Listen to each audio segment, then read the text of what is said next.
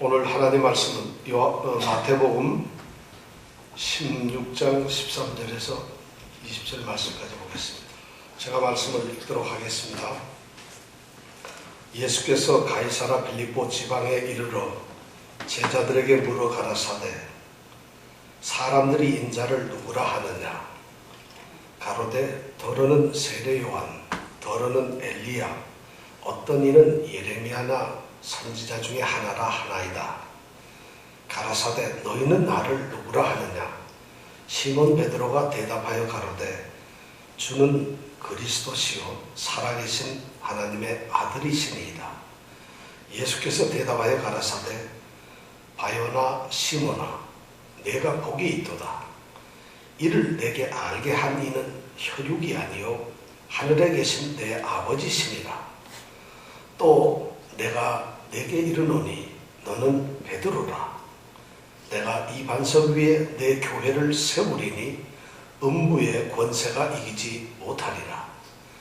내가 천국 열쇠를 내게 주리니 내가 땅에서 무엇이든지 매면 하늘에서도 매일 것이요 내가 땅에서 무엇이든지 풀면 하늘에서도 풀리리라 하시고 이에 제자들을 경계하사 자기가 그리스도인 것을 아무에게도 이르지 말라 하시니라. 아멘. 같이 읽다가 제가 성경을 읽으니까 좀 이상하죠? 오늘 또 한번 제가 읽어보고 싶었습니다. 이 중세 교회에 유명한 신학자가 한 분 계시는데 토마스 아퀴나스라고 하는 분이십니다. 이 아퀴나스라고 하는 분은 정통 신앙을 지키기 위해서 불의와 싸우며 신학의 발전을 위해서 굉장히 헌신적으로 일을 하셨던 아주 신학자로서 대단한 분입니다. 그 신학자인 토마스 아퀴나스가 한 번은 로마 교황의 부름을 받았습니다. 물론 그 당시에는 교황의 지배를 받고 교황의 다스림을 받는 것이 교회였기 때문에 이제 이 아퀴나스가 교황의 부름을 받고 교황청을 방문하게 되었습니다. 그래서 교황을 만나고 있습니다. 그래서 만나고 이야기를 하고 있는데 마침 그때에 세계 각국으로부터 수많은 이 금은 보화를 실은 이 마차가 마침 그 순간에 들어오고 있었습니다. 교황과 이제 아퀴나스가 말을 하고 있는 대화를 하는 중에 그것이 들어왔습니다. 그러니까 교황이 아주 자랑스럽게 이 아퀴나스를 향해서 이야기를 합니다. 이보시오 초대교황 베드로 사도는 은과 금은 내게 없다고 얘기를 했는데 자 이제 우리는 이렇게 금과 은이 넘쳐나고 있어요. 이 웅장한 건물과 화려한 이 장식들을 보세요. 정말 하나님의 은혜입니다. 이렇게 이야기를 했어요. 그 말을 듣고 있던 이 아퀴나스가 뭐라고 대답을 했는가 하면은 초대교회에는 처음 교회에는 은과 금이 없었지만 나사렛 예수 그리스도의 이름이 있었습니다. 이렇게 대답을 했어요. 그때 로마 교황이 이제 멀쩡해졌겠죠. 중세 교회의 세속화와 타락된 모습을 우리에게 들려주는 하나의 에피소드입니다. 실제로 있었던 사건입니다.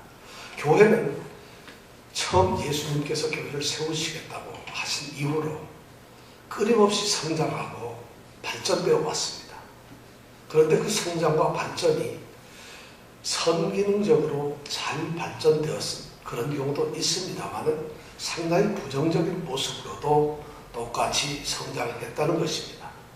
최근 한국 교회에서 일어난 이 교회 목회자나 교회 직분자들 사이에서 일어난 이 사건을 이야기하면 참 가슴이 아픕니다. 지난 4월 7일 날 이제 한 20일 전 정도 되는데 4월 7일 날 송파구 가락동에 있는 한 은행에서 어떤 사람이 은행에서 돈을 꺼내고 있었어요. 그런데 돈을 꺼내는 이 사람이 얼마를 꺼내는가 하면 8,700만 원을 자기 은행 돈에서 꺼냅니다. 그리고 그 돈을 어떤 사람에게 갖다 줍니다.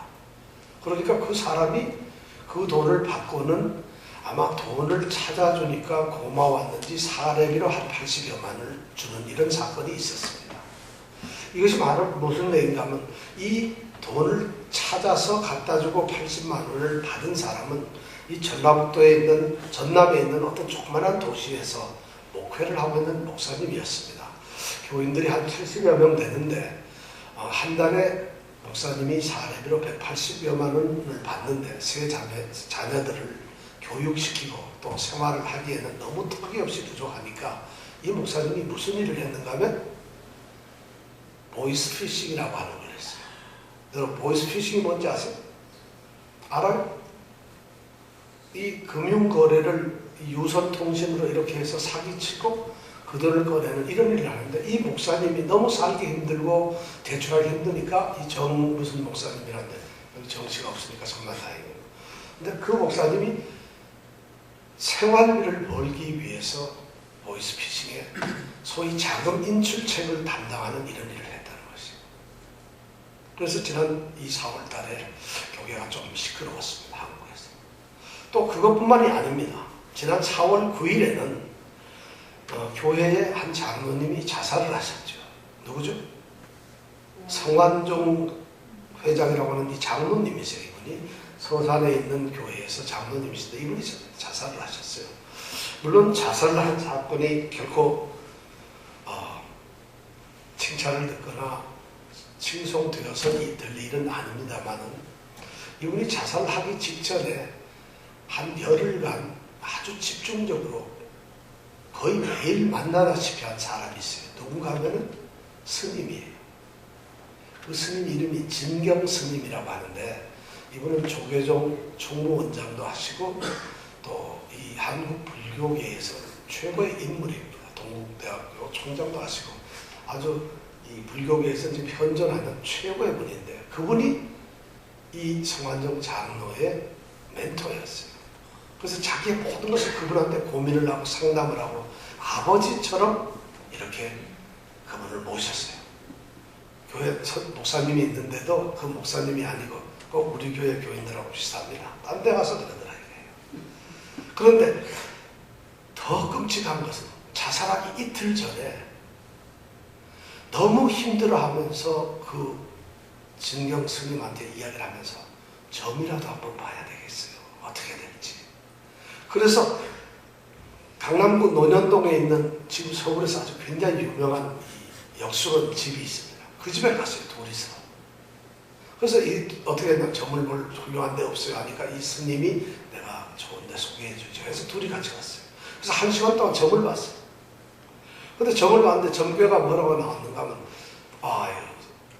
사장님은 토성에 해당되는 분이라서 건축업을 하면 돈을 벌겠습니다. 그런데 지금 애분이 끼어서 올해는 아주 대흉의 그런 운이 끼었습니다. 그러나 이 여름 7, 8월을 잘 견디고 나면은 가을 주변은 좀 형편이 풀릴 것 같습니다. 이런 말을 듣고서 이 장로님이 이제 돌아오셨다는 것이죠. 그래서 이런 일이 최근에 이 신문 지상을 통해서 버젓이 나옵니다. 목사님, 장로님도 사람인데 그럴 수 있지 않느냐. 참 그럴 수 있는 것이 아니죠. 이런 문제가 왜 생겼을까? 오늘날 교회의 문제가 아닌가 싶습니다. 그래서 우리는 오늘 교회에 대해서 좀 생각을 해보려고 합니다. 참 어떻게 보면 오늘날 교회의 현주소예요. 교회가 보여줄 수 있는 민낯이 그대로 다 드러나는 현실이 이 사건뿐만 아니라 매일 일어납니다. 그런 외부에서 한국에서 일어나는 것이 아니라 뉴욕에서도 터무니없이 많이 일어납니다. 사실은 도저히 눈뜨고 볼 수 없는 낯을 마주할 수 없는 그런 일들이 많이 납니다. 밖에서만 있는 것 아니라 우리 교회에도 그런 일이 있을 수가 있다는 것이에요. 참 그렇습니다. 한국 교회는 어떻습니까? 전국에 5만 개가 넘는 교회가 있어요. 그리고 전 세계로 수만 명의 선교사를 파송하는 교회입니다. 그것이 한국 교회예요. 그리고 세계에서 가장 크고 많이 모이는 소위 10대 교회 중에서 6개가 한국에 있어요. 한국 교회는 굉장히 큰 교회예요. 그래서 어떻게 보면 이런 물질적인 풍부함이 있어가지고 초대형 건물을 짓는 교회들이 한두 개가 아닙니다. 그리고 아주 정말 화려한 것들, 그 다음에 교회 목회자들, 목사님들은 얼마나 많은지 몰라요. 아마 세계에서 제일 많을 거예요. 목회자도 많고 교회도 제일 많고 그런 교회예요. 거기다가 이 교회들이 얼마나 아주 적극적으로 하는지 사회사업에 이제 적극적으로 참여해요. 좀 크다 하는 교회는 거기다가 요즘 학교를 가지고 있습니다. 중고등학교를 가지고 학교를 사업을 하고 있어요. 고아원도 운영을 합니다. 병원도 가지고 있는 데도 있고요. 좀 크다 하는 데는 경기도 이론에 기도원이 곳곳에 다 있습니다. 좀 크다 하는 좋은 위치에는 전부 교회 기도원입니다. 그렇게 교회들 기도들을 많이 하시는지 그동이 많습니다. 그것뿐인가요? 좀 양지 바르고 좋은데 산들은 전부 사서 교회 묘지로 쓰고 있어요. 돈들이 많아요, 교회가. 아주. 요즘에는 그것도 이제 해가지고, 요즘엔 한국 교회가 사설 교도소를 운영합니다. 법무부로 허가를 받아가지고 한 300여 명의 이 교도해야 될 죄수들을 교도하는 그런 교도소 사업을 교회가 하고 있습니다. 이렇게 교회가 되는데 왜 교회는 그렇게 성장되고 교회는 그렇게 크고 교회는 그렇게 활발하게 움직여지는데 전혀 교회가 지향해야 될 이 땅에 하나님의 그 정의와 진리라든가 예수 그리스도의 그 복음에 참된 그런 삶을 살아가는 사람들은 없느냐 이것이에요. 왜 교회는 그런 모습을 사회를 향해서 던지지 못하느냐 하는 것이 오늘날 교회의 참 아픈 현실입니다. 모임이나 집회를 갖는다 해서 그것이 교회가 아닙니다. 가르치고 양육을 한다 해서 그것이 교회가 아닙니다. 친교하고 교제하고 구제하고 봉사하고 그것이 넘치기 때문에 그것이 교회가 아니라는 것입니다. 사회 계몽 활동을 위해서 적극적으로 참석하고 사회에 무슨 이야기들 올바르다 틀리다 하면서 데모하고 사회 참여하고 이런다고 해서 교회가 아니라는 것입니다. 그런 사항이 물론 교회의 어떤 구성을 가지고 있지만 중요합니다. 그러나 그것이 교회를 이루어내는 것이 아니에요. 교회는 오늘날 그 교회의 본래의 모습으로 순전한 자기 자신의 모습을 찾아야 되고 자기의 정체성 속으로 들어가야 된다는 것이죠. 그래야만 교회가 살아갈 수 있어요. 사람이 늘어났다고 해서 교회가 성장된 게 아니에요. 능력이 있어야 돼요. 교회는 이제 다시 본질로 돌아가고 교회가 가져야 될 그 사명을 가져야 되고 무엇보다도 교회가 지녀야 될 그 권세가 있어야 돼요. 그 능력이 있어야 된다는 것입니다.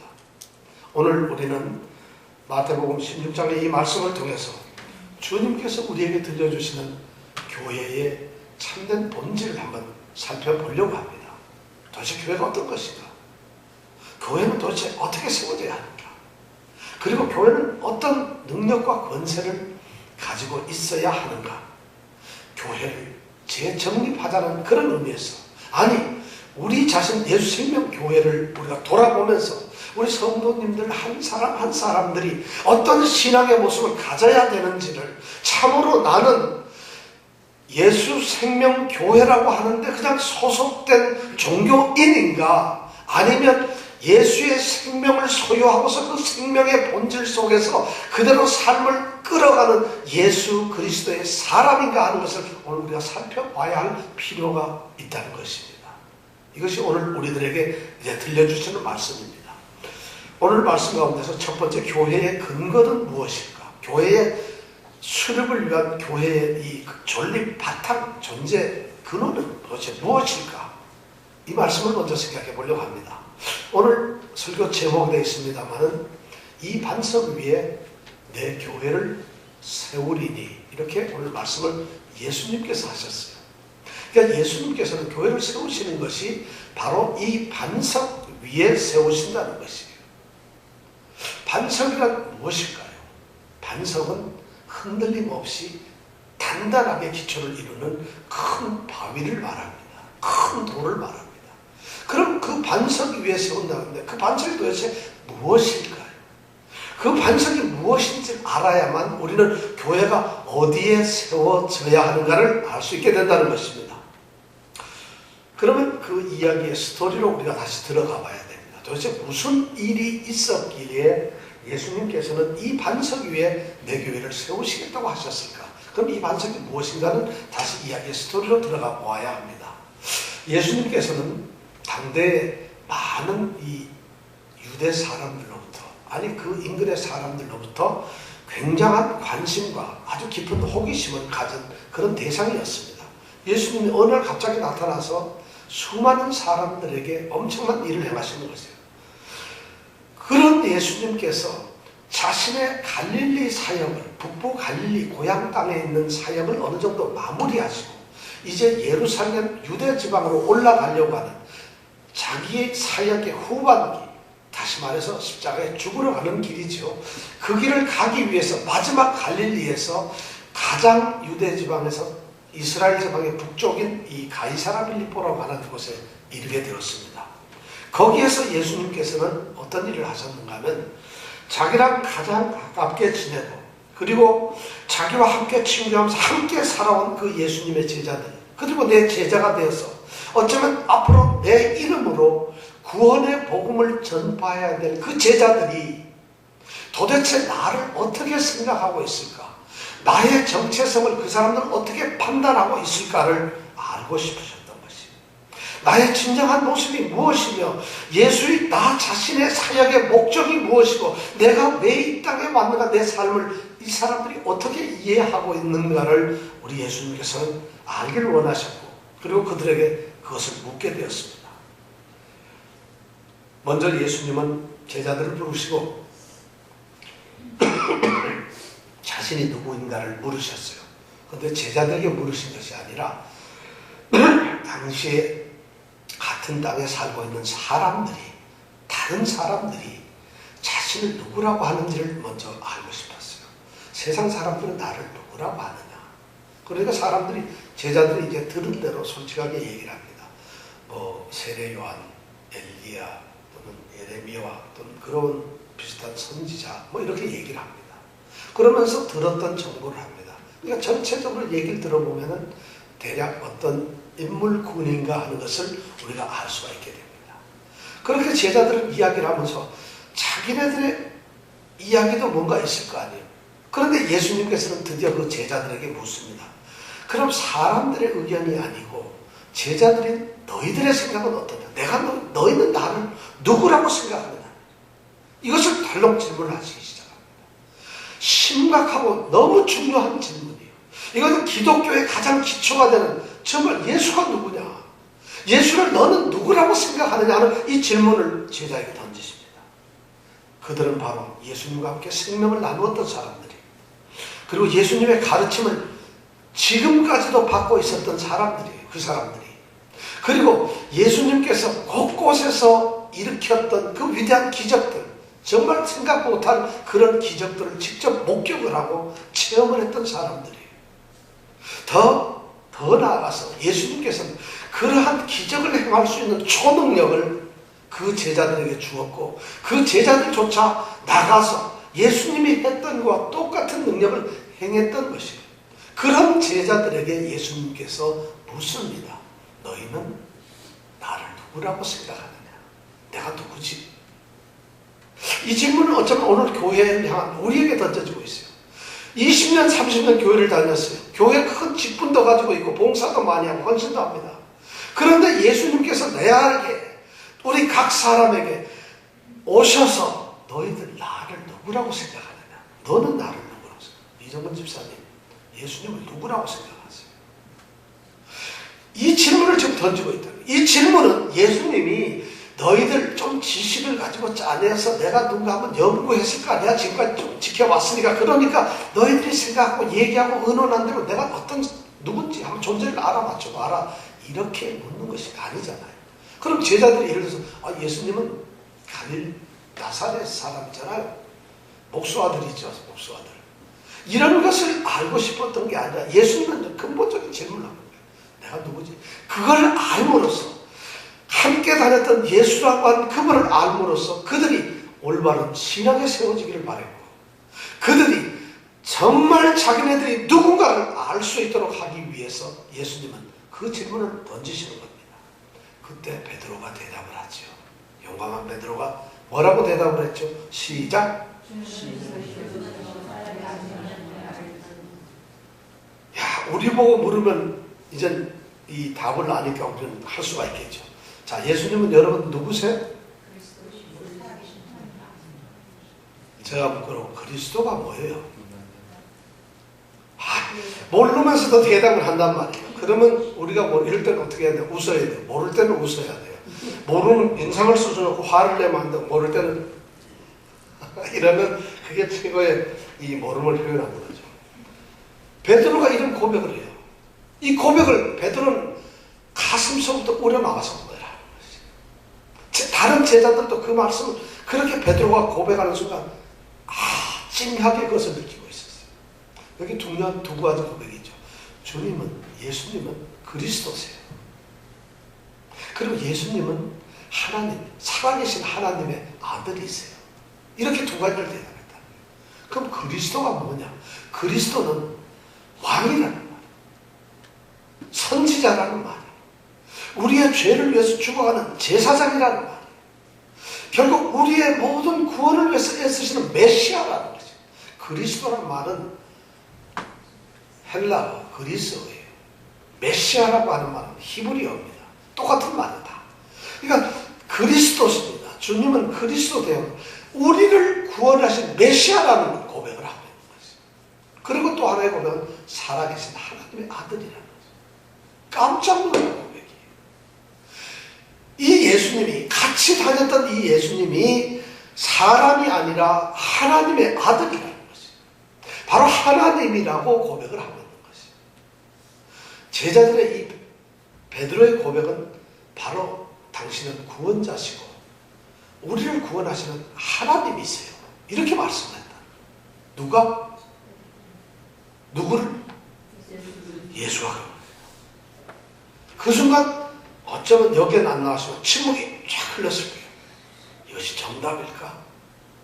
그러나 너무 베드로 저 친구 아주 좀 알겠는데, 좀 아는 척 하는데, 어쩌면 제자들이 좀 궁금했어요.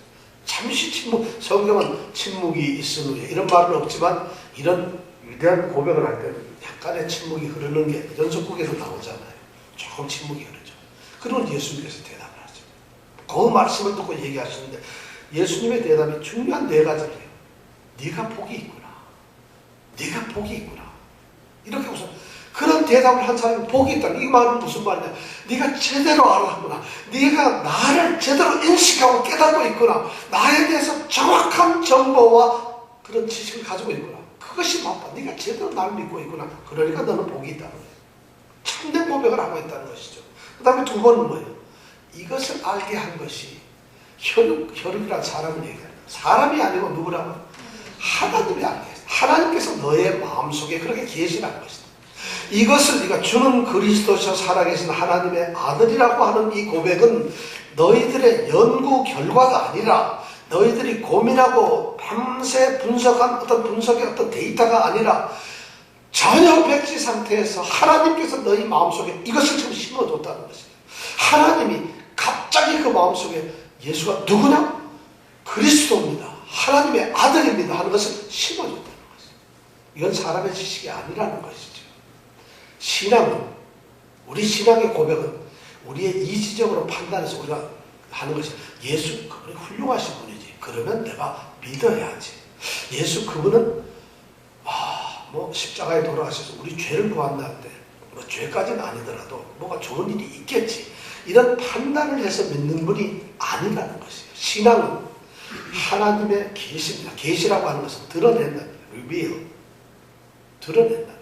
하나님이 자신의 생각과 의도를 드러낸다. 그러니까 그 생각, 의도가 바로 이 베드로에게 들어간 것이에요. 그래서 베드로는 그 순간 자신의 인간적인 생각은 백지가 되고 하나님이 주신 지식으로 주는 그리스도의 살아계신 하나님의 아들이라고 고백을 하게 되는 것입니다. 신앙은 바로 이런 하나님의 계시에 의한 것입니다. 그것이 신앙. 저 믿음 좋아요. 저 열심을 내니까 저는 믿음이 좋죠. 천만의 말씀. 교회가 그런 모습을 강조하고 있어요. 사람들이 보면 열심을 내고 최선을 다하고 부지런하고 사람의 인성도 좋고 아주 그러면 믿음이 좋은 사람으로 생각을 할 수가 있죠. 그러나 믿음은 사람이 만들어내서 창출하는 것이 아닙니다. 내가 노력을 했기 때문에 믿음을 키우는 것이 아닙니다. 나의 어떤 행위를 키우는 것은 되지만 믿음은 키울 수가 없어요. 내가 어떤 사실을 믿는다는 것은 애를 썼기 때문에 이 믿음이 커지는 건 아닙니다. 절대로. 바로 주님께서는 그 말씀은 참으로 네 복된데 이걸 네가 사람이 하는 게 아니라 하나님께서 너가 하게 했다. 우리의 믿음이 바로 이런 하나님의 터치가 있기를 원합니다. 우리 성도들에게 하나님을 터치해주면 어느 날 전혀 아무것도 아닌 사람, 예수님과 함께 죽기 위해서 십자가 옆에 달려있던 강도가 하나님의 터치하심으로 바로 그 순간 그리스도를 고백하게 되고 신앙 고백을 하고 믿게 되는 이런 역사가 일어난다는 것이죠. 그 다음에 세 번째, 예수님께서는 그 베드로에게 내가 내게 말하노니 너는 누구라고요? 베드로라. 이름을 바꿔주세요. 고전에는 바요나 시모나 내가 복이 있도다. 그래서 이름 바요나 시모나하고 이름을 불렀는데 지금은 너는 베드로라고 드디어 이름을 바꿔주십니다. 베드로.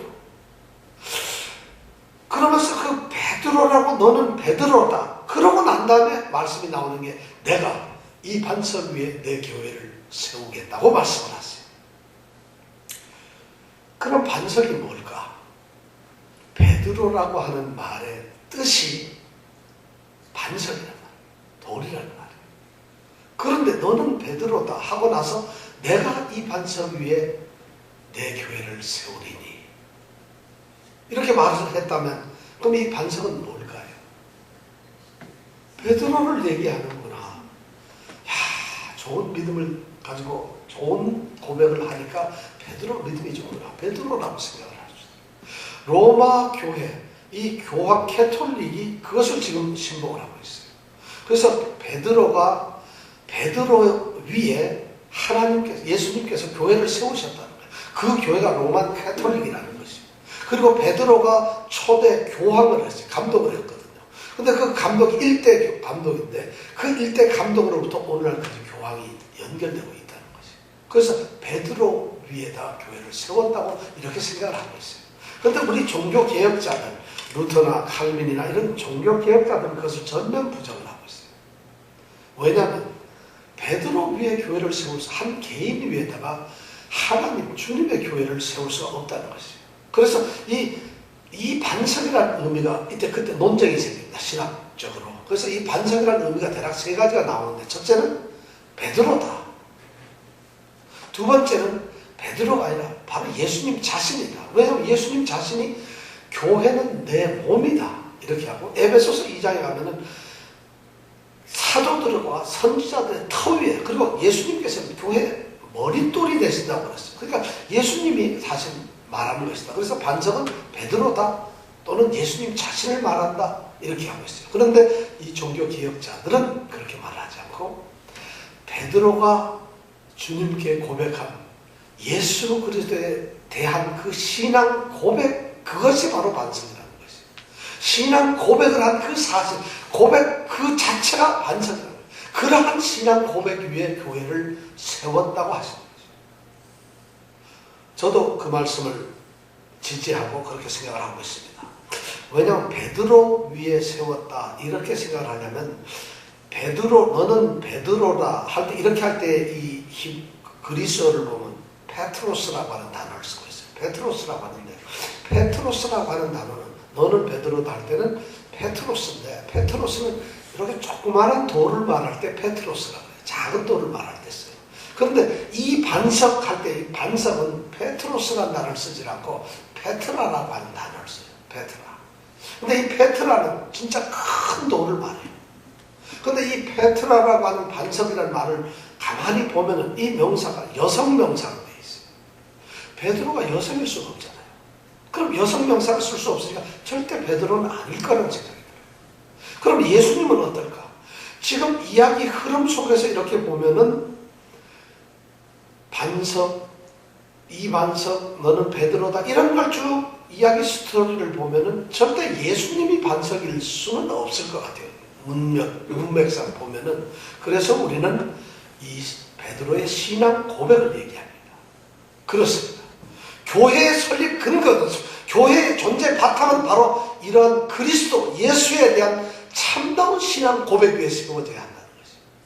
교회는 어떤 사람의 큰 재정적인 협조나 어떤 사람들의 그런 걸로 세워지는 것이 아니라 예수 그리스도에 대한 올바른 신앙 고백을 가지고 있고 그분을 바로 알고 참된 믿음의 그런 순종의 고백을 하는 거기에 교회는 세워져야 된다는 것이죠. 주님 바로 이 반석 위에 세우시겠다고 하는 말씀은 바로 그런 의미를 우리가 던져주고 있어요. 그렇다면 교회 근거가 분명한 참된 그리스도에 대한 그런 신앙 고백이 한다면 그럼 교회는 소속은 누구에게 되어야 할 것이냐? 교회 소속은 어딘가 하는 문제가 생깁니다. 오늘 말씀해 보니까 이 반석 위에 내 교회를 세우리라. 내 교회를 세운다. 이 말을 하고 있는 분이 바로 누구냐면 예수님 자신이에요. 그런데 그분이 내가 이 반석 위에 내 교회를 세우겠다고 하시는 거예요. 내 교회를. 자, 먼저 교회를 세운다는데 교회가 뭘까요? 교회가 뭐죠? 교회가 뭐예요? 교회는 그거 많잖아요. 그 십자가 걸려있고 그런데 그것이 교회가 아니고 성경에서 말씀하고 있는 이 교회라고 하는 말은 불러냄을 받은 하나님의 백성들, 사람을 이야기합니다. 건물을 이야기하는 것이 아니고 장소를 이야기하는 것이 아닙니다. 어떤 물건을 이야기하는 것이 아니라 바로 사람 그 자체를 얘기합니다. 불러내심을 받고 믿음을 고백한 그 사람들을 교회라고 하는 것이죠. 그것이 교회의 올바른 의미이자 교회의 참뜻입니다. 이거 우리가 전부 다 뭐죠? 교회 한번 손 들어보실래요? 예, 교회라고. 이것이 교회예요. 근데 우리는 교회를 갖다가 건물로 생각해요. 우리 교회는 그럼 건물이 없으니까 교회가 없는 건가요? 제가 어렸을 때는 교회를 가면은 교회 이렇게 간판을 붙여놨는데 그 간판에다가 우리처럼 예수생명교회 이렇게 써놓지 않았어요. 어렸을 때 뭐라고 써놨는지 알아요? 예수생명교회 예배당 이래서 놨어요. 예배당이 뭐죠? 예배를 드리는 예배하는 집이라는 말이에요. 예배당이라고 했어요. 절대 그 교회라는 이름을 쓰질 않았어요. 우리 선조들은 바른 신앙을 가졌어요. 우리 50년대, 60년대, 70년대 초까지 또 전부 가보면 예배당이라고 했어요. 그래서 저는 어려서 처음에는 교회가 아니고 왜 예배당이 뭐야 촌스럽게 교회 하면 좋았는데 그런데 우리 선조들은 제대로 믿음을 가지고 있어요. 예배를 드리는 집과 교회를 분명하게 구별할 줄 아는 지혜가 있었고 신앙이 있었어요. 근데 어느 날 70년대 들어와서 좀 잘 살고 나니까 조금 개조되고 개화되니까 예배당이란 말이 슬쩍 없어지고는 전부 다 교회를 붙여버려요. 교회는 바로 그리스도를 주로 고백하는 사람들의 모임입니다. 그것이 교회입니다. 건물이 없어도 아무것도 없어도 그 사람들이 있는 곳이 그 사람들 자체가 교회입니다. 예수생명교회는 바로 그런 교회라는 것이죠. 그런데 그것이 교회인데 그 교회가 바로 예수님의 교회라 내 교회라는 것이에요. 내 교회라는 거예요. 그런 사람들이 나의 사람이라는 것이에요. 이 내 교회라는 말은 세 가지 의미가 있죠. 나의 양 소유격을 얘기해요. 그것이 소속이 어딘가? 소유가 누구에게 됐느냐? 예수님에게 소속되어 있는 것이에요. 예수님이 소유하는 것이 어떤 세상에 속해 있는 것이거나 어떤 사람들의 소유가 아니에요. 몇 사람의 어떤 교회 관리하는 사람들의 소속되어 있는 게 아니에요. 교인들 전체에 소속되어 있는 것, 그것이 교회가 아니라 교회는 우리들의 것이 아니라 주님의 것이에요. 그럼 우리는 뭐냐? 그냥 교인이에요. 그럼 우리가 무슨 교회라고? 주님의 교회라는 것이 우리가. 교회의 소속은 바로 예수님의 교회, 주의 교회라는 것입니다. 그 다음에 이 내 교회라는 말은 그 교회가 세워지는 것이 주님에 의해서 세워지는 것이에요. 주님에 의해서. 주님이 그 교회를 세우신다는 것이에요. 내가 내 교회를, 오늘 말씀해보니까 내가 이 반석 위에 내 교회를 세우리. 주님이 세우시는 교회예요. 사람들이 세우시는 것이 아니에요. 사람의 노력이나 재물이나 사람의 헌신도 세워지는 것이 아니에요. 지금도 많습니다. 교인들이, 사람들이 묻습니다. 이 교회 역사 30년 됐대요. 그럼 이 교회 누가 세웠어요? 그럼 목사님이 예를 들어서 십자가에 달려 돌아가신 우리 주님께서 세우셨습니다. 그 말 말고요. 교회 누가 세워? 공로자가 누구예요? 누가 세웠어요? 이렇게 묻잖아요. 그것이 아니라는 것이에요. 그런 것이 우리 속에 익숙하게 박혀있기 때문에 우리는 교회를 오해하게 되고 나의 소유나 내가 세운 교회라고 하는 착각을 가지게 된다는 것이에요. 물론 교회는 헌신된 성도들의 기도와 눈물과 그들의 정말 피땀 흘린 그런 것으로 세워집니다. 주님께서는 그것을 사용을 하십니다. 그러나 그 교회의 본래의 모습은 건물이 아니라는 것입니다. 그 다음에 내 교회란 말은 바로 주님의 교회니까 이 교회는 목적이 주님밖에 없어요. 예수님이 목적이 된, 예수님을 위해서, 예수님의 사역을 위해서, 예수님의 기쁨을 위해서, 예수님의 영광을 위해서, 예수님이 하시고자 하는 그 일을 위해서 교회는 세워져야 하는 것이에요. 교회가 목적이 그래야 됩니다. 오늘 이 내교회 개념이 우리가 없어요. 어쩌면 교회는 요즘에 놀이터가 됐어요. 사람들이 이렇게 만나서 사교하고 친교하고 그래가지고 만나는 그런 사교의 장처럼 되어버렸어요. 교회가 어떤 데는 약수터 같아요. 그냥 좋은 정신적인 이야기도 듣고 마음 수련도 하고 기분도 좋게 하면서 우리 뭐 영적으로 좀 편안하게 하는 이런 데를 약수터로 생각해요. 어떤 사람들은 교회를 시장터로 알고 있어요. 여기 와서 장사 속으로 누굴 만난가 어떻게 해야 되는가 그 사람들 교회를 그런 식으로 자꾸 만들어요. 사람과 사람과의 관계가 이런 놀이터, 시장터, 약수터와 같은 이런 모습으로 자꾸 바꿔가면서 교회가 혼돈되고 말았어요. 목적이 없어서 교회는 주님을 위한 교회예요. 마치 링컨의 그 대통령 연설처럼 국민을 위한 정부라고 하잖아요. 바로 주님을 위한 교회가 바로 내 교회라는 거예요. 그것이 주님의 교회입니다. 교회는 그리스도를 떠나서는 존재할 수 없어요. 교회는 예수님이 아니면 세워질 수가 없습니다. 교회는 예수님을 위하지 않으면 교회가 교회 될 수가 없습니다. 그럼 자, 세 번째로 이런 교회가 그러면 무슨 능력을 가져야 하느냐? 교회는 도대체 무슨 힘을 가지고 있고 무슨 일을 해야 하느냐 하는 것이 중요하게 있습니다. 그런데 주님께서는 교회를 세우시겠다고 하고 오늘 말씀해 보니까 약속을 하셨어요. 그리고 그 교회에 분명한 능력을 주셨어요. 두 가지 능력을 주셨어요. 아주 중요한 능력을 주셨어요. 첫 번째가 뭐냐면 교회와 음부와의 관계입니다. 교회와 음부와의 관계. 음부라고 하면 하데스라 말은 이것은 지옥이라는 말이에요. 죽은 사람들이 가는 곳, 지옥이라는 사탄의 지배하에 있는 곳을 이 음부라고 합니다. 그런데 이 음부가 교회를 절대 이기지 못한다는 것이에요. 교회는 모든 사망이나 사탄의 어떠한 괴계 속에서도 반드시 이겨낸다는 것이에요.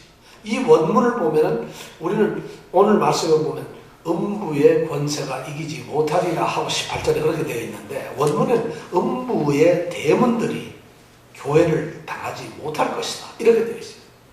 바로 이 사망을 주장하는 사탄이 주장하는 그 세력들은 악의 세력들은 지옥의 세력들은 어떻게 하든지 교회를 전복시켜보고 교회를 회파해 보려고 교회를 흔들려고 하지만 그럴 수가 없다는 것이. 그런데 오늘날 교회들이 그렇게 되면 그런 모습에 그만 쉽게 넘어져요. 사탄의 나라가 아무리 강해도 아무리 강한 대문을 가졌다 해도 아무리 철저하게 자기를 지킨다 해도 교회는 이겨요. 여기서 대문이라고 하는 것은 통하는 문이잖아요. 근데 그 어떤 것이 들어오려는 게 철저하게 막아야 된다는 방어적 의미를 가지고 있는데 사탄의 나라는 교회 앞에서 교회가 세워지면 그 교회에 견디지 못하고 막으려고 하는데도 막아내지 못한다는 것이에요. 그런데 이게 무슨 얘기냐? 교회는 사탄의 세력이나 사탄의 나라나 지옥의 권세나 사망의 권세를 향해서 공격을 하는 것이에요. 교회는 선제적으로 공격을 하는 것이에요. 악에 대해서 움츠리고 그것을 방관하는 것이 아니라 그런 세력들을 공격하는 것이에요.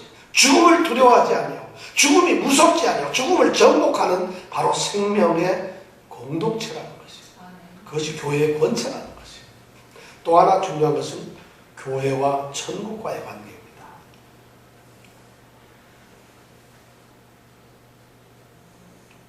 주님께서는 오늘 말씀해 보니까 19절에 내가 뭐를? 천국 열쇠를 내게 주리니. 여기서 내게 준다는 건 내가 누굴까요? 내가 천국 열쇠를 4개 주리니, 여기서 4개가 누구예요? 사람들은 베드로라고 생각을 하는데 우리 성경에는 4개 천국 열쇠 이렇게 되어 있지만 이 헬라어 원문에는 이 천국 열쇠와 이 4개라는 이 말이 복수로 되어 있어요. 천국 열쇠들을 너희에게 줄 것이라 이렇게 되어 있습니다. 그러니까 결국은 교회는 천국의 문을 여는 열쇠를 가지고 있는 것입니다. 천국을 향할 수 있는 그런 일을 바로 교회가 가지고 있다. 교회의 권세와 능력은 천국을 열고 천국으로 초청하는 그 역할을 바로 교회가 하고 있다. 하늘과 땅을 연결해주고 있는 그 매개체가 누구냐면 교회라는 것이에요. 그래서 이 교회가 복음 전파를 통해서 하나님의 복음을 전함으로 인해서 믿지 않는 악의 세력들이 거기에서 시달리고 있는 사람들 복음을 받아들임으로써 교회의 성도로서 교회 안으로 들어오게 할 때 그때 비로소 천국의 문이 열려진다는 것이에요. 그 천국의 문이 그렇게 열린다는 거예요. 그래서 땅에서 교회가 전도를 안 해요. 그래서 천국의 문을 닫아버리고 열쇠를 활용하지 않고 가만히 있으면 땅에서 메고 가만히 있으면 하늘에서도 메고 가만히 있는 것이에요. 그런데 땅에서 막 풀어요, 교회가. 그러면 천국의 문도 어떻게 된다고요? 열린다는 거죠. 이것이 바로 교회의 권세라는 거예요. 교회는 하늘을 대리하는 권세 대리자예요. 교회는 바로 천국으로 향하는 수많은 사람들을 초청하는 선교적 사명을 가지고 있다는 것입니다. 주님께서는 교회가 그 사명을 가지고 있어야 한다는 것입니다. 오늘 이 말씀을 전체적으로 보면 교회는 어떠냐면 영적 전쟁, 영적으로 투쟁하고 전쟁하는 사령부입니다. 그리고 교회는 하나님의 나라를 확장시키는 전쟁기지입니다. 교회가 바로 그런 곳이에요. 교회는 예수 그리스도 그 예수님으로부터 절대적인 권세를 가지고 있는 지상 최고의 대리자입니다. 이것이 교회입니다. 바로 교회는 그러한 바탕 위에서 그러한 능력을 가지고 그러한 소속감을 가지고 이 땅에 교회가 세워져야 한다고 주님께서는 자신의 교회를 세우겠다고 말씀을 하셨던 것이에요. 오늘 교회는 바로 그런 모습을 가져야 됩니다. 그렇기 때문에 오늘 이 질문들이 우리에게 던져져야 하고 우리가 또한 이 질문을 항상 대답할 준비를 가져야 됩니다. 예수를 누구라고 생각합니까? 과연 이 교회는 예수님의 교회입니까? 그리고 예수님의 권세가 이 교회에 있습니까? 우리의 생명교회가 이런 질문을 던지면서 주님이 가이사라 필리포에서 선언하셨던 그 주님의 교회를 세우시겠다고 했던 그 소원이 우리 교회에서 이루어지기를 원합니다. 기도하겠습니다. 정말 우리가 예수 그리스도를 참되게 고백합니까? 참으로 우리 교회는 예수 그리스도에 의해서 예수 그리스도를 위해서 존재하는 교회입니까? 우리 교회는 예수 그리스도로부터 위임받은 그 권세를 굳게 붙잡고 그 사명을 감당하고 있는 교회입니까? 내 자신이 교회라고 한다면 나는 이러한 올바른 신앙 고백 속에서 주님의 사람으로서 주님이 내게 주신 권세를 누리며 사는 존재입니까?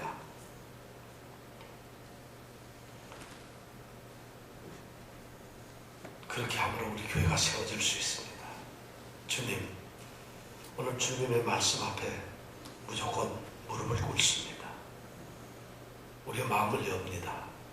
우리 예수님 교회가 그 축복의 교회의 모습, 주님이 말씀하셨던 내 교회가 되게 하여 주시옵소서. 그 교회를 이루기 위해서 불러냄을 받은 우리 모두가 주님의 올바른 제자가 되고 헌신하고 기도하며 눈물을 쏟으며 주님의 교회를 세워